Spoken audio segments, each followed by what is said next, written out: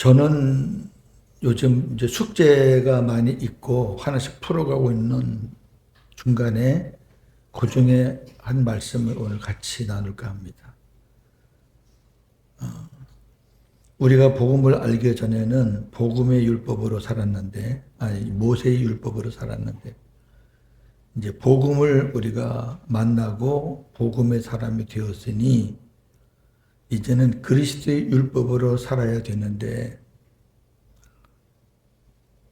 가만히 저 자신을 좀 봐도 그렇고 우리 교우들을 봐도 그렇고 우리 동력자들을 봐도 그렇고 복음의 사람은 됐는데 아직도 모세의 율법으로 사는 경향이 적지 않다. 그게 늘 숙제였어요. 저와 여러분들이 복음 깨달은 지 10년 넘었습니다. 복음의 교회들이 침체가 되고 제자리이고 더 앞으로 나아가지 못하는 이유가 뭘까? 그게 고민이 안 될 수 없잖아요. 저와 여러분들이. 목사인데. 여러 이유가 있겠지만 우리가 그리스도의 율법으로 살지 못하고 아직도 모세의 율법을 벗어나지 못했기 때문에 그런 것이다라는 그런 답을 제가 한 가지를 찾았죠. 자, 오늘 고린도전서 8장에서 10장 살짝 한번 보고요. 그 중에 9장 말씀을 오늘 집중적으로 보겠습니다. 고린도전서 8장에서 10장은 그리스도인의 자유에 관한 말씀입니다. 사도 바울을 비판하는 무리들이 많았는데 그것도 지도자라는 사람들이 그렇죠. 바울을 직접 만나지는 못하니까 바울은 세계 선교를 다니니까 이제 남아있는 교우들에게 하는 말이죠. 특히 이제 고린도 교회 이렇게 말하는 거예요. 바울은 율법의 매인자다. 근거를 다 대요. 또 자기 나름대로. 그 다음에 바울은 예수를 보지 못했기 때문에 사도가 아니다. 바울은 가정을 등한히 여기는 독신주의자다. 바울은 물질을 탐하는 자다. 어떻게 보면은 전혀 말도 안 되는 소리는 아니거든요. 네. 왜? 바울은 복음을 깨닫고 나서 율법을 더 많이 지켜요. 그래서 그리스도 율법이 나온 거예요. 그 다음에 바울은 예수님을 직접 만난 사도는 아니에요. 그러나 예수님이 사도 바울을 만났죠. 결혼 안 한 것은 뭐 일부러 안 한 것도 아닌데 독신으로 있다는 것 때문에 가정을 등한히 여긴다. 또 선교하다 보면은 선교 후원이 필요하잖아요. 그 선교비를 받는 그런 일들을 보고 물질을 탐한다. 갖다 붙이려면 얼마든지 붙이죠. 자, 그렇게 자기를 비판하는 자들에 대한 사도 바울의 변명입니다. 근데 그 비판하는 사람들을 만나서 직접 얘기하는 게 아니에요. 그냥 교우들에게 말씀으로 변명을 합니다. 나는 율법의 매인자가 아니라 그리스도 안에서 자유한 자다. 나는 예수님이 나를 찾아오셔서 그를 만났고 보았다. 나는 사도이기 때문에 그리고 너희가 그 증표다. 교인들이 증인이다 그 말이죠. 나는 독신주의자가 아니라 주님이 주신 은사대로 사는 것이다. 나는 물질을 탐하는 자가 아니다. 복음을 위해 다 내려놓았다. 이렇게 말씀을 내놓으면서 비판에 대한 정리를 합니다. 그러면서 헌금에 대해서 말씀을 하는데 헌금은 하나님께 드리는 것이니 생색을 내서는 안 된다. 이 교회 안에 헌금 생색내는 사람들이 좀 있잖아요. 특히 큰 교회들. 목회자들은 교우들에게 신령한 말씀을 전하는 귀한 사람들이니 교회는 이들에게 살해해야 한다. 분명히 바울이 말했죠. 일하는 소는 입에 망을 씌우지 마라. 그거는 사역자들에 관한 말씀을 비유적으로 한 말이죠. 또한 그들도 일반 사람과 같이 생활해야 하니 그들이 생활할 수 있도록 예우해야 한다. 목회자는 그리스도의 복음에 장애가 되지 않고 주님의 몸된 교회의 유익을 위해서 절제하고 감사하고 희생할지언정 물질 문제로 다투는 것은 참으로 추한 일이다. 그렇죠. 복음 사역자는 새 언약의 일꾼이 되었으니 사꾼 노릇을 해서는 안 된다. 이런 내용들이 8장, 9장, 10장에 있는 내용들이에요. 자, 이제 오늘은 본론에 들어가서 9장 13절에서 27절을 중심으로 그리스도의 율법에 대해서 제가 깨달은 것을 함께 나누어 보겠습니다. 고린도전서 9장 13절 27절 같이 보죠. 이를 하는 이들은 성전에서 나는 것을 먹으며 제단에서 섬기는 이들은 제단과 함께 나누는 것을 너희가 알지 못하느냐. 이와 같이 주께서도 복음 전하는 자들이 복음으로 말미암아 살리라 명하셨느니라. 그러나 내가 이것을 하나도 쓰지 아니하였고 또 이 말을 쓰는 것은 내게 이같이 하여 달라는 것이 아니라 내가 차라리 죽을지언정 누구든지 내 자랑하는 것을 헛된 대로 돌리지 못하게 하리라. 내가 복음을 전할지라도 자랑할 것이 없으면 내가 부득불할 일임이라. 만일 복음을 전하지 아니하면 내게 화가 있을 것이로다. 내가 내 자의로 이것을 행하면 상을 얻으려니와 내가 자의로 아니한다 할지라도 나는 사명을 받았노라. 그런즉 내 상이 무엇이냐? 내가 복음을 전할 때에 값없이 전하고 복음으로 말미암아 내게 있는 권리를 다 쓰지 아니하는 이것이로다. 내가 모든 사람에게서 자유로우나 스스로 모든 사람에게 종이 된 것은 더 많은 사람을 얻고자 함이라. 유대인들에게 내가 유대인과 같이 된 것은 유대인들을 얻고자 함이요 율법 아래에 있는 자들에게는 내가 율법 아래에 있지 아니하나 율법 아래에 있는 자같이 된 것은 율법 아래에 있는 자들을 얻고자 함이요 율법 없는 자에게는 내가 하나님께는 율법 없는 자가 아니요 도리어 그리스도의 율법 아래에 있는 자이나 율법 없는 자와 같이 된 것은 율법 없는 자들을 얻고자 합니다. 약한 자들에게 내가 약한 자와 같이 된 것은 약한 자들을 얻고자 하며 내가 여러 사람에게 여러 모습이 된 것은 아무쪼록 몇 사람이라도 구원하고자 함이니 내가 복음을 위하여 모든 것을 행함은 복음에 참여하고자 합니다. 운동장에서 다름질하는 자들이 다 달릴지라도 오직 상을 받는 사람은 한 사람인 줄을 너희가 알지 못하느냐. 너희도 상을 받도록 이와 같이 다름질하라. 이기기를 다투는 자마다 모든 일에 절제하나니 그들은 썩을 승리자의 관을 얻고자 하되 우리는 썩지 아니하는 것을 얻고자 합니다. 그러므로 나는 다름질하기를 향방 없는 것 같이 아니하고 싸우기를 허공치는 것 같이 아니하며 내가 내 몸을 쳐 복종하게 함은 내가 남에게 전파한 후에 자신이 도리어 버림을 당할까 두려워함이로다. 아멘. 이 말씀을 보면서 우리 목사님 사모님들은 어떤 느낌이 드나요? 진짜 바울은 처절하게 싸운다.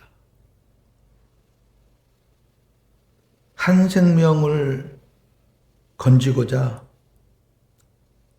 자기의 몸을 조각조각 내면서 아주 처절하게 싸우는 모습이에요. 이런 사람을 만나면은 그 사람을 어떻게든지 하나님의 사람을 만들고자 자기의 모든 것을 자유와 권리를 내려놓고 그 사람에게 맞춰서 복음을 전하고 또 반대적인 사람을 만나면은 또 자기의 본심은 그게 아니지만 그래도 어떻든 하나님의 사람을 만들고자 또 그 사람한테 맞춰서 복음을 전하고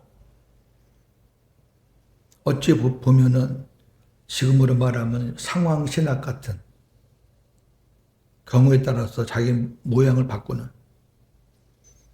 그런데 바울은 다른 이유가 아니에요. 내가 이렇게 하는 거는 한 사람이라도 구원하고자. 처절한 거예요. 그리고 다름질해라. 이기기를 다퉈라. 엄청 강조를 하면서 마지막 절에 보면은 내가 이렇게 살지 않으면 내가 버림을 당할까 봐 두렵다. 예전에도 본 말씀인데 요즘에 이 말씀이 진짜 저를 막 쓰리게 해요.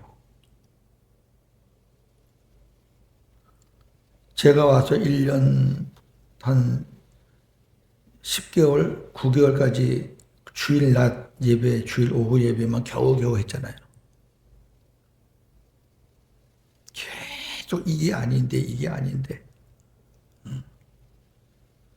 그래서 이제 2달, 3달 전부터 새벽 기도를 시작했고요. 내년부터는 수요 예배, 그 다음에 기타 각종 훈련들을 쫙 시작할 겁니다. 지금 그거 준비 때문에 제가 많이 바쁩니다. 이렇게 복음 깨달은 목사가 입 다물고 앉아서 편안하게 이 사도 바울의 고백을 볼 수가 없어요.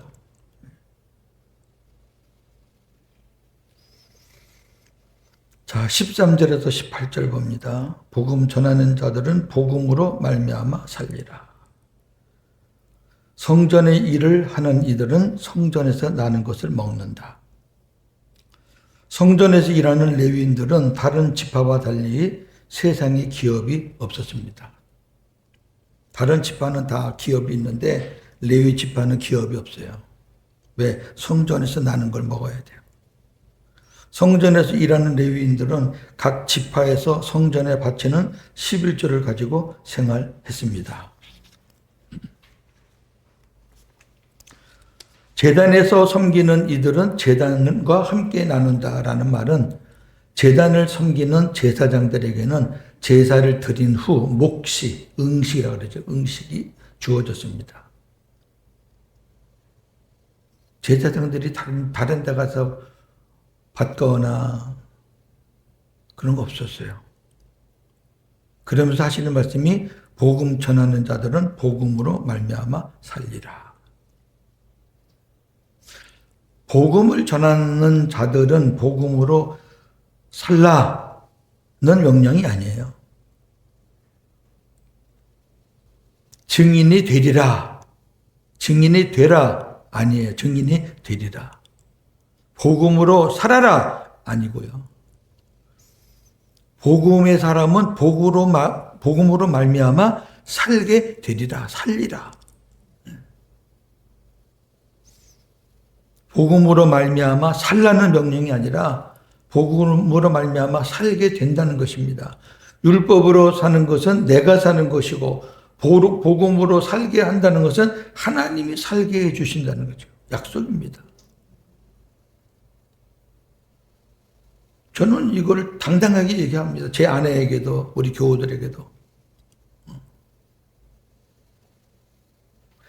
즉 복음을 전하며 사는 자들의 삶은 하나님께서 함께 하시고 인도하신다는 것. 그건 약속입니다.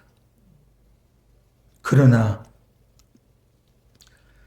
내가 이것을 하나도 쓰지 아니하였고 또 이 말을 쓰는 것은 내가 내게 이같이 하여 달라는 것이 아니라 내가 차라리 죽을지언정.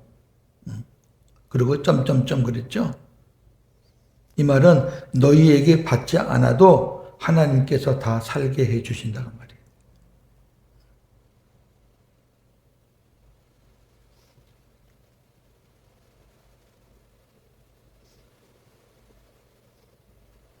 누구든지 내 자랑하는 것을 헛된 대로 돌리지 못하게 하리라. 내가 이 말을 하는 것은 나를 자랑하기 위함이 아니다. 나를 자랑하는 것은 헛된 일이다. 내가 내 자랑할 게 뭐가 있냐. 내가 복음을 전해도 자랑할 것이 없으면 복음 전도는 내가 마땅히 해야 할 일이기 때문이다. 마땅히 해야 할 걸 뭘 자랑을 해요. 제가 우리 교우들에게 11조 얘기를 했었어요, 얼마 전에. 11조는 마땅히 해야 되는 거예요, 성도로서. 그래서 11조는 헌금이라고 안 해요. 헌금 봉투 보시면 11조에 헌금이라는 단어가 써 있나요? 물론 써 있는 봉투도 있긴 있는데 대부분은 다 11조. 마땅히 해야 할 일이에요. 그 마땅히 해야 할 것을 조금 많이 했다고 자랑하나요? 아브라함이 멜기세덱, 예수님의 예표인 멜기세덱이 한 것이 시초라면 아브라함의 후손 우리들은 당연히 예수님께 나를 구원해 주신 것, 나에게 주신 모든 것이 하나님의 은혜요 감사입니다 하고 드리는 게 11조예요. 그걸 안 드리는 것은 그 사람의 믿음의 문제고,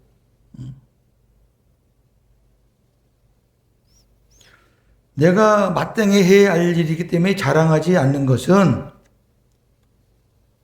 당연한 거고, 내가 만일 복음을 전하지 않으면 내가 화가 있을 것이다. 이 말씀은 이제 이따가 나중에 또 말씀을 드릴게요. 내가 자원하는 마음으로 복음을 전하면 상을 얻게 될 것이나 그렇지 않으면 상이 없다. 나에게 자원하는 마음이 없다 해도 의무감이라도 복음을 전해야 하는 이유는 내가 사명자이기 때문이다. 그러니까 목사이니까 해야지 이거하고 기쁜 마음, 감사한 마음, 자원하는 마음으로 하는 것과는 다르다고 말해요. 우리가 사역을 하는 게 다 복음 전하는 거 아닙니까? 불신자 놓고 복음 전하는 것만 복음 전하는 게 아니라 우리 교우들에게 복음을 하나하나 알리는 것도 복음을 전하는 거예요. 교인들이 몰랐던 거 아니까.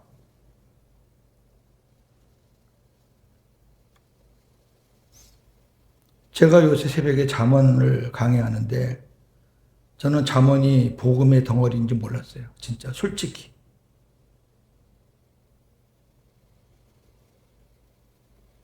그래서 한번 볼까요? 환자의 생명을 우선으로 하는 의사와 돈을 우선으로 하는 의사 중 누가 바른 의사인가? 나는 어떤 이유로 목회하나? 양을 사랑해서, 아니면 목회자이기에, 아니면 생활 때문에. 두 번째, 세 번째가 아니기를 바랍니다. 양을 사랑해서. 네가 나를 사랑하느냐? 그렇다면 내 양을 쳐라. 내 양을 먹여라. 내 상은 내가 복음을 전할 때에 값없이 전하고 복음으로 인해 내게 있는 권리를 다 쓰지 아니하는 것이라. 그러니까 복음 전도자의 상은 이렇죠. 정리하면 첫째, 복음 전할 때 값없이 전하는 것. 두 번째, 복음으로 인해 나의 권리를 절제하는 것. 셋째, 의무감이 아닌 양을 사랑해서 자원함으로 하는 것. 복음 전하면서 감사하다고 사례를 주면 우리가 감사함을 받지만 그게 어떤 전제가 되면 안 되겠죠?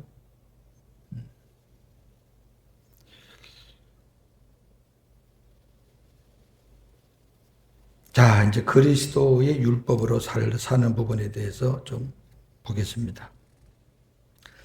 자, 이렇게 말합니다. 바울이 19절에 내가 모든 사람에게서 자유로우나 더 많은 사람을 얻고자 스스로 모든 사람에게 종이 되었다. 바울보다 더 잘난 사람이 그렇게 많지 않지요. 그죠? 그 당시에도. 근데 한 사람이라도 얻고자 그 사람의 종이 됐어요. 스스로. 우리가 모든 사람에게 자유롭지만 복음의 생명을 얻기 위해 스스로 종이 되는 자는 장성한 자만이 할 수 있습니다. 그렇다고 아무에게나 그렇다는 게 아니고 복음을 거스르는 자들에게는 사도 바울이 단호했어요. 너희들 내가 가서 한번 보자.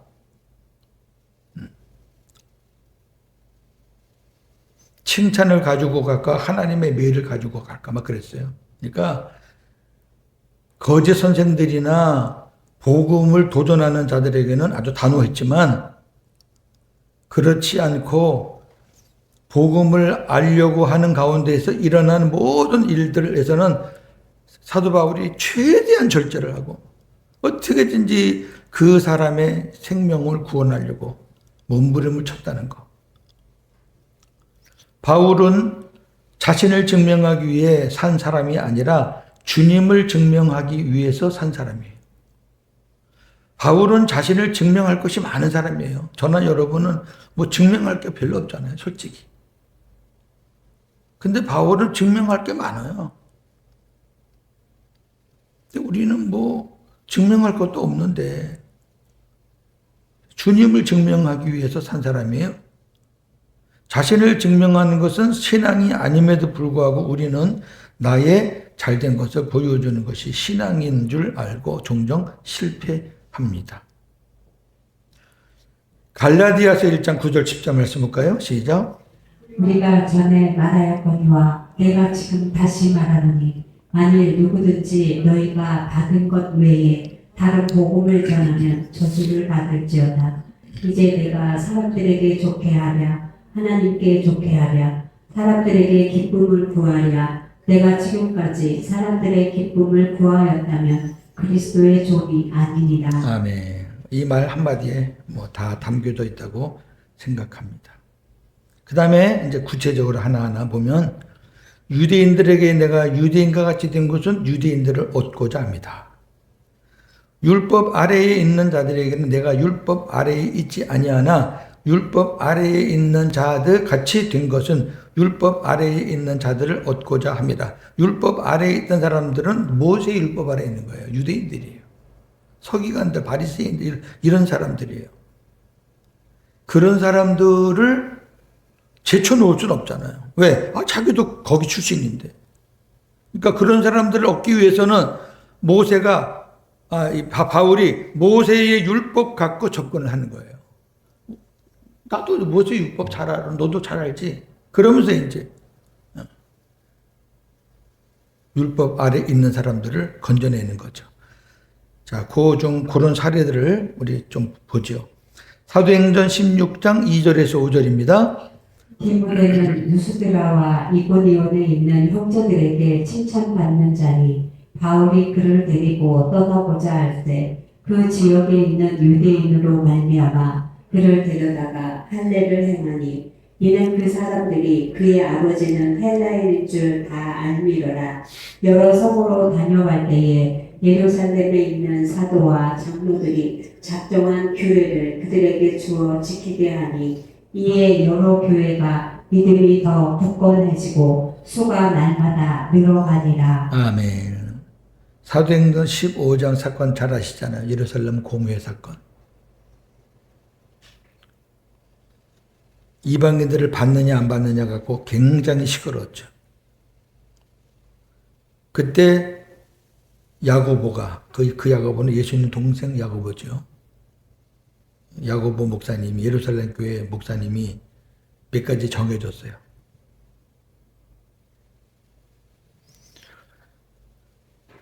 사도 바울은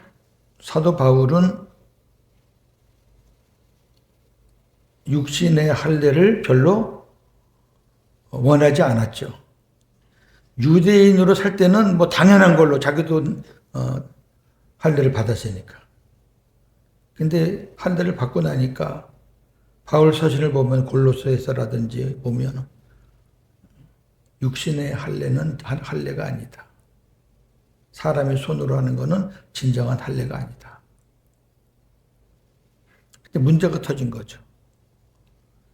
유대인들을 건지고 유대인들을 하나님의 사람으로 만들기 위해서는 유대인들이 생명같이 여기는 것 중에 하나가 할례거든요.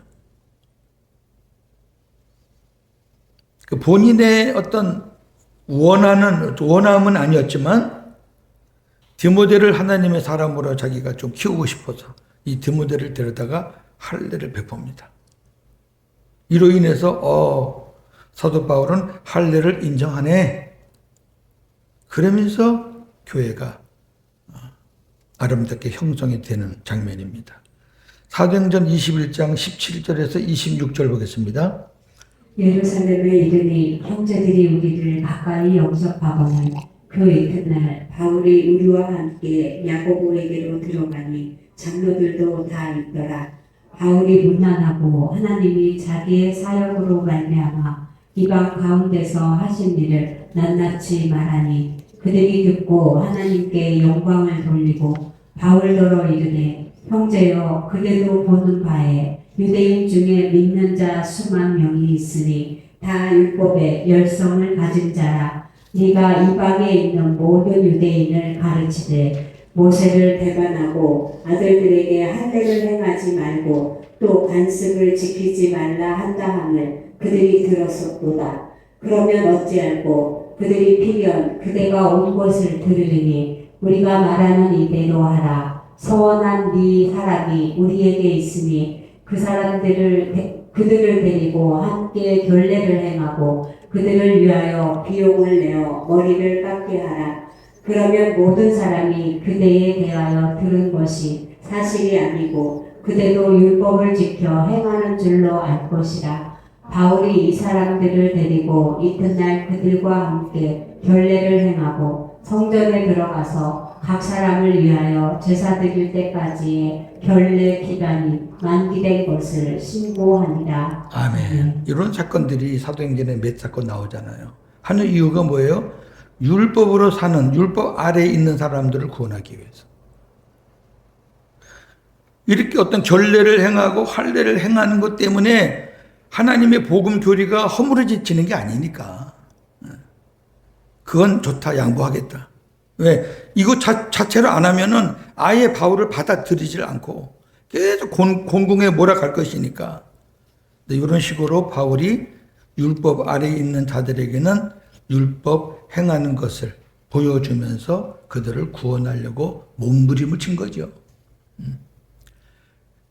사도 바울의 자유는 안 해요, 이거. 근데 자기의 그 복음의 자유를 절제한 거예요. 절제하고 이 같은 일을 행했다. 그 다음에 두 번째는 율법 없는 자에게는 내가 하나님께는 율법 없는 자가 아니요 도리어 그리스도의 율법 아래에 있는 자이나 율법 없는 자와 같이 된 것은 율법 없는 자들을 얻고자 함이라. 네. 이 말은 나는 모세의 율법은 이제 없다. 나는 모세의 율법, 아까는 모세의 율법이 있다. 지금은 모세의 율법이 없다.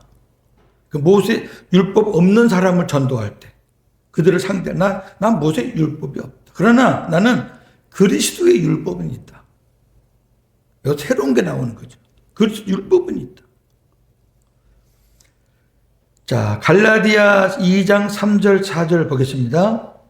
그러나 나와 함께 있는 헬라인 기도까지도 억지로 할례를 받게 하지 아니하였으니 이는 가만히 들어온 형제들 때문이다. 자, 이걸 보니까 바울은 복음의 확장을 위해서 디모데에게는 할례를 행하였고 디도에게는 복음의 오해가 생길 것 같아서 할례를 행하지 않았어요. 왜? 거기 거짓 선생들이 무슨 또 꼬투리를 잡을 줄 모르니까. 그러면서 바울이 율법 아래에 있지 않다는 것을 한 사례를 보여줍니다. 갈라디아서 2장 11절에서 14절입니다. 게바가 안디옥에 이르렀을 때에 책망받을 일이 있기로 내가 그를 대면하여 책망하였노라. 야고보에게서 온 어떤 이들이 이르기 전에 게바가 이방인과 함께 먹다가 그들이 오매 그가 할례자들을 두려워하여 떠나 물러가매 남은 유대인들도 그와 같이 외식함으로 바나바도 그들의 외식에 유혹되었었느니라. 그러므로 나는 그들이 복음의 진리를 따라 바르게 행하지 아니함을 보고 모든 자 앞에서 게바에게 이르되 네가 유대인으로서 이방인을 따르고 유대인답게 살지 아니하면서 어찌하여 억지로 이방인을 유대인답게 살게 하려느냐 하였노라. 아멘. 자, 바울의 삶은요 완전히 다른 색깔로 이렇게. 게바가 누굽니까? 자기보다 훨씬 더 선배 아닙니까? 사도의 수제자라고 할 정도로. 근데 그 베드로가 복음에 결례되는 행위를 하니까 바울이 그 자리에서 게바에게 지적을 합니다.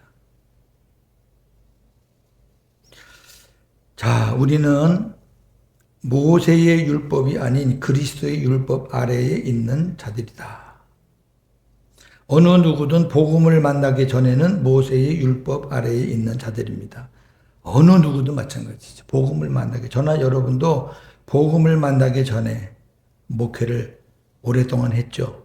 저도 복음 없이 목회를 20년 했습니다. 모세 율법 아래에서 한 거예요. 뭐 그거 고백하는 게 창피하고 부끄러운 거 아니에요. 바울은 뭐 그보다 더 했는데.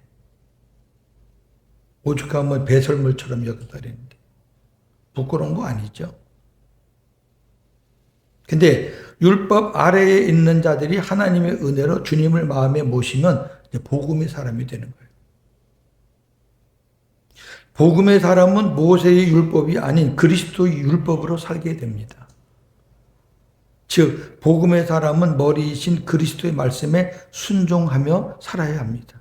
이러한 거룩한 영적 전환이 없으면 정체성은 복음의 사람인데 삶은 모세의 율법에서 벗어나지 못하는 삶을 살게 됩니다. 이것이 우리의 고민입니다. 제가 오늘 야고보서하고 요한일서를 예를 쭉 좀 들었습니다. 야고보서는 AD 80년에서 85년 사이에 쓴 책이고 요한일서는 AD 100년에서 110년 사이에 쓰여진 책. 굉장히 저 뒤에 쓰여진 책이에요. 사도 바울 다 천국 가고 난 다음에 쓰여진 책이에요. 그래서 그때 쓰여진 책들이기 때문에 이 안에는 복음의 본질이 많이 없어요.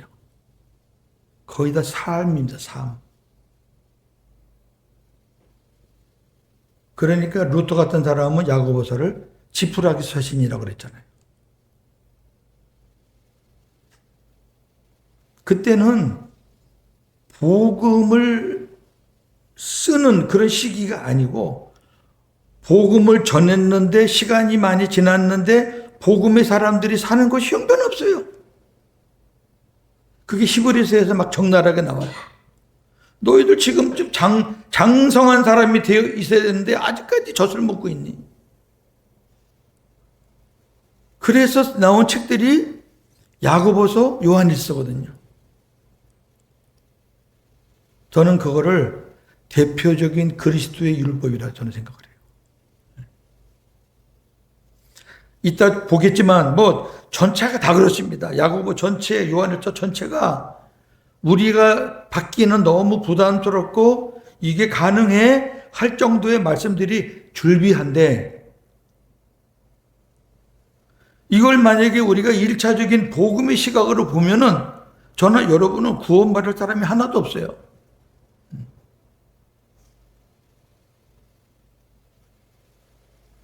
그런 차원에서 우리가 이거를 무겁게 받아들이고 복음의 사람은 율법으로 사는 것보다 모세의 율법으로 살 때보다 그리스도의 율법으로 사는 것이 자유한 대신 그 자유를 가지고 사도 바울처럼 처절하게 싸워야 되는구나.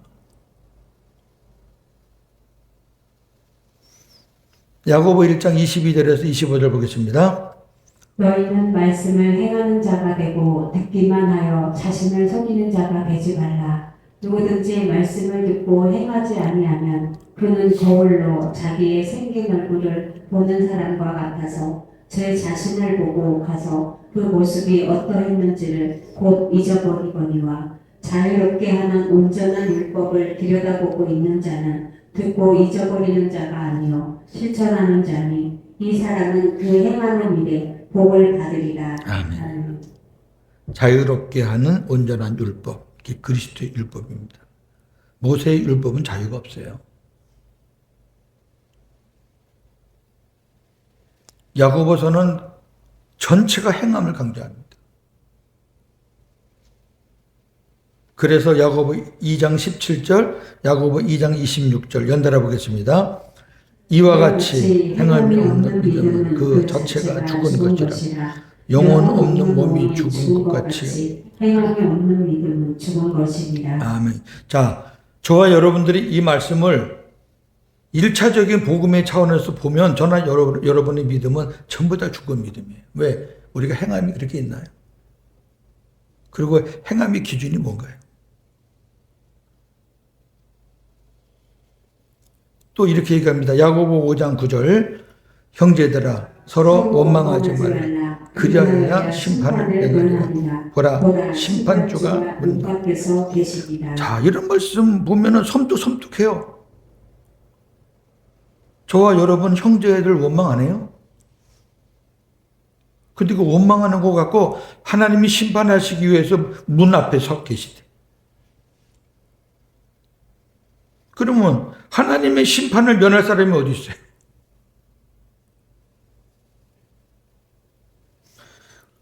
저는 이러한 말씀들이 그리스도 율법으로 사는 모습을 하나님께서 말씀하라고 생각해요. 왜? 모세의 율법은 눈에는 눈, 이에는 이. 율법에 정한 대로만 살면 되지만 그리스도 율법은 그것을 훨씬 능가해야 된다는 거죠. 주님은 우리를 위해서 당신의 모든 것을 다 바쳤는데 그것을 받은 우리들이 복음 사역자들이 율법으로 사는 것처럼 요건 요렇고 요건 요렇고 요건 그 사람이 했지 나도 그만큼만 해주고 그래갖고 그게 무슨 복음으로 사는 거냐. 쭉 보면 도움을 요청하러 온 사람한테 보내지 마라. 그냥 보내지 마라. 모른 척하지 마라.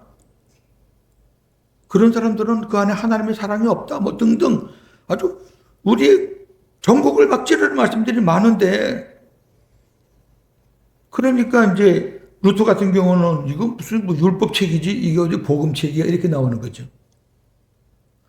AD 80년에 기록됐는데 무슨 율법책입니까 그게.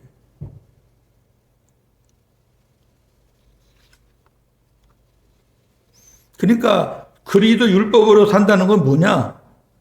더욱더 주님처럼 살라는 거죠. 더욱더.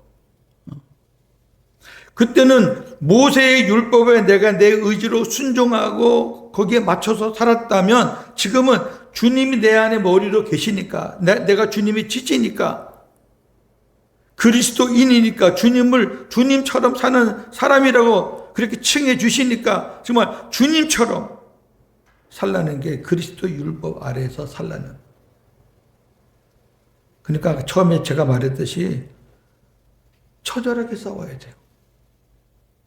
자, 요한일서 가면 더 구체적인 내용들이 많습니다. 자, 요한일서 2장 3절에서 7절 보겠습니다.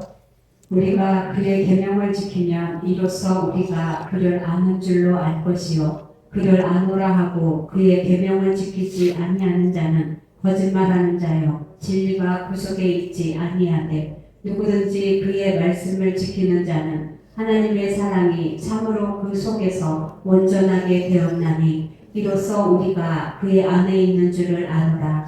그의 안에 산다고 하는 자는 그가 행하시는 대로 자기도 행할지니라. 빛 가운데 있다 하면서 그 형제를 미워하는 자는 지금까지 어둠에 있는 자요. 여러분 이 말씀 중에 하나라도 우리가 자신 있는 부분이 있습니까? 계명을 안 지키면 가짜래요. 진리가 그 속에 없대요. 아니 우리 분명히 진리가 있는데요. 예수님이 진리고 복음이 진리인데요. 근데 행하지 않으면 너 진리가 없대.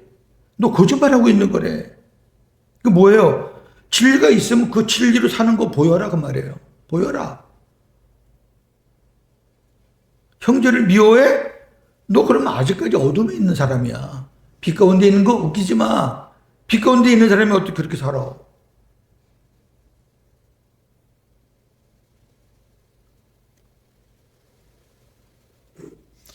요한일서 3장 8절 9절입니다. 죄를 짓는 자는 마귀에게 속하나니 마귀는 처음부터 범죄합니다. 하나님의 아들이 나타나신 것은 마귀의 일을 멸하려 하심이라.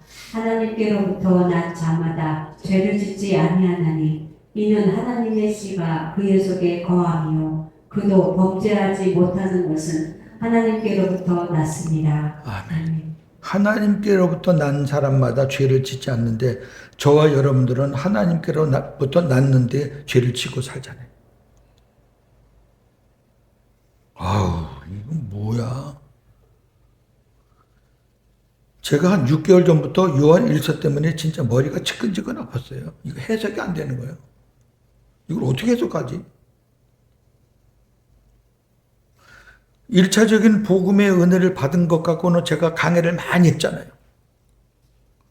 근데 야고보서 들어오고 요한일서 들어오니까 궁색해지는 거예요. 진짜 어려운 거예요. 이거 뭐야? 내가 알고 있는 복음이 뭐야? 그냥 은혜로 받는 거고 거듭났으니까 이제 하나님께로부터 다시 태어난 거고 그런데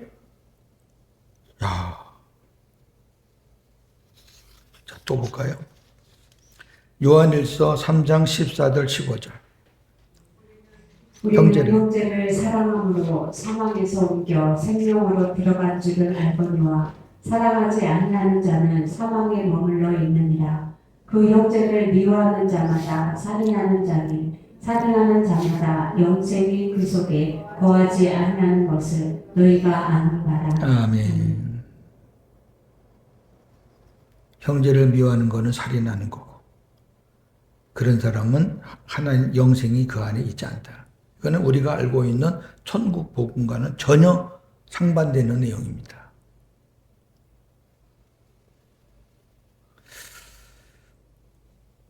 그러니까 형제를 사랑하지 못하는 것 가지고 형제를 미워하는 것 가지고 하나님 앞에서 가슴을 찢고 몸부림을 치라는 얘기죠. 그렇게 살라는 거죠.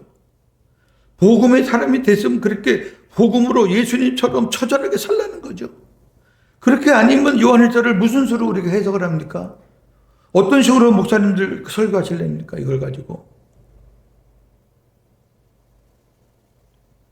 저는 그래서 이제는 우리가 그 부분 갖고 싸워야 된다. 약한 자들에게 내가 약한 자와 같이 된 것은 약한 자들을 얻고자 함이라. 고린도 후서 11장 29절 30절입니다. 누가 약하면 내가 약하지 아니하며 누가 신족하게 되면 내가 애타지 아니하더냐. 내가 부득불 자랑할진대 내가 약한 것을 자랑하니라. 네, 약한 것을 자랑한다. 고린도 후서 12장 7절 9절을 여러 계시를 받은 것이 지극히 크므로 너무 자만하지 않게 하시려고 내 육체의 가시 곧 사탄의 사자를 주셨으니 이는 나를 쳐서 너무 자만하지 않게 하려 하심이라. 이것이 내게서 떠나가게 하기 위하여 내가 3번 주께 간구하였더니 나에게 이르시기를 내 은혜가 네게 족하도다. 이는 내 능력이 약한 데서 온전하여짐이라 하신지라. 그러므로 도리어 크게 기뻐하므로 나의 여러 약한 것들에 대하여 자랑하리니 이는 그리스도의 능력이 내게 머물게 하려 합니다. 아멘. 바울의 고백이 진짜 그리스도 율법 아래에서 사는 사람들의 그 핏자국들이에요. 그러면 이런 고백이 나올 수 없고 그런 삶이 될 수가 없습니다. 적어도 모세 율법으로 잘 산다는 바리새인 서기관보다 훨씬 더 잘 살아야 돼요. 이와 같이 내가 여러 사람에게 여러 모습이 된 것은 아무쪼록 몇 사람이라도 구원하고자 함이요 내가 복음을 위하여 모든 것을 행한 것은 복음에 참여하기 위해서다 그랬습니다. 사도 바울의 이와 같은 삶은 자칫 상황윤리를 주장하는 상황신학으로 비춰질 수 있습니다. 상황윤리, 상황신학이란 상황에 따라 자기를 위해 색을 바꾸는 것입니다. 회색 분자라고도 하죠. 상황윤리는 사람 중심, 사람을 위해서 행하는 것이지만 사도 바울은 생명 중심, 하나님의 복음에 참여하기 위해서 행하는 것입니다. 사도 바울의 이 같은 행동은 자기 생명을 유지하거나 이 사람 저 사람 비유를 맞추기 위함이 아니라 오직 복음을 전하며 생명을 낳기 위함이었습니다. 복음에 참여한다는 것은 어떤 상황에서도 생명을 낳기 위해 복음을 전하며 산다는 것입니다. 갈라디아서 6장 8절. 자기의 육체를 위하여 심는 자는 육체로부터 썩어질 것을 거두고 성령을 위하여 심는 자는 성령으로부터 영생을 거두리라. 아멘. 이렇게 그리스도의 율법 아래에서 사는 것은 내가 마지막 때에 하나님 앞에 가서 버림받을까 봐 그렇다. 그 버림받는다는 게 구원의 버림이겠습니까? 아니 사도 바울이 구원의 확신이 없는 사람이겠습니까? 하나님이 예수 믿는 사람들을 잡으러 가는 사람을 나를 도중에 나를 찾아와서 나를 이렇게 거꾸로 뒤집어 놓고 새 사람으로 만들고 사도들 중에서 우뚝 서게 하신 목적이 뭐냐? 그래서 나오는 말씀들이 이제 쭉 있어요. 자, 우리 24절 보니까 운동장에서 다름질하는 자들이 다 달려도 오직 상을 받는 사람은 한 사람이다. 이것도 어떻게 해석하려합니까? 다 뛰는데 상 받는 사람은 하나래. 그러니 너희도 상을 받도록 이와 같이 다름질하라. 이러한 마음으로 뛰어야 돼요. 세상 경주에서도 썩을 승리자의 관을 얻으려고 이기기를 다투는 자마다 모든 일을 절제합니다. 음식도 절제하고 육체도 쾌락도 절제하고.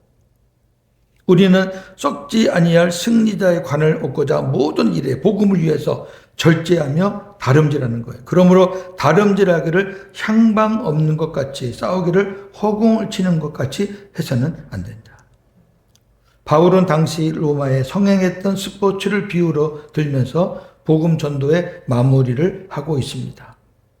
상은 다름질하는 자만 받는다. 이거는 복음을 전하는 많은 사람들은 복음을 전하지 않는 사람들은 받을 상이 없다. 왜? 다름질하는 자만 받으니까. 상은 개인적으로 받는다.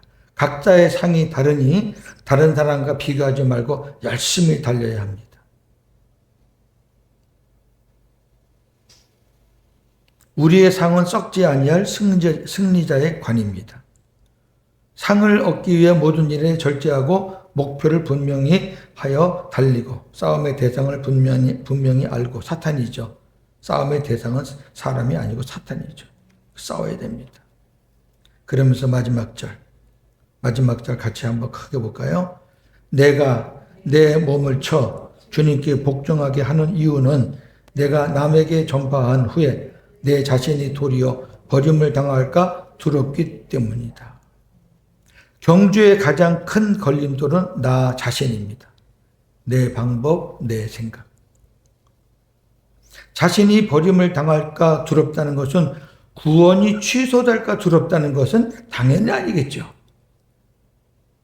그런 식으로 성경을 해석하면 이 성경 전부 다 뒤집어 놔야 돼요.